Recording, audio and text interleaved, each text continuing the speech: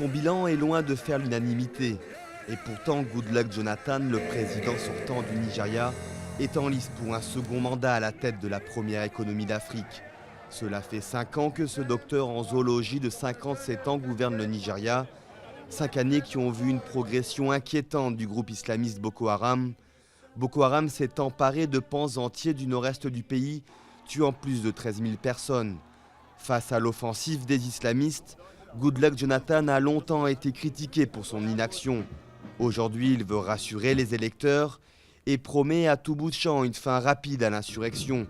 Il a reçu l'appui de l'armée tchadienne, l'une des plus puissantes de la région, qui se bat aux côtés de l'armée nigériane et de celle du Niger et du Cameroun.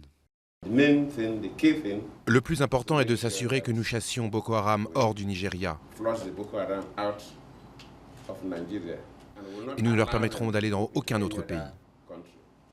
Une issue qui est loin d'être assurée, même si Boko Haram a subi des défaites ces dernières semaines. Les islamistes sont loin d'être le seul problème du président nigérian. Il est aussi accusé de n'avoir pas su lutter efficacement contre la corruption endémique dans ce riche pays pétrolier.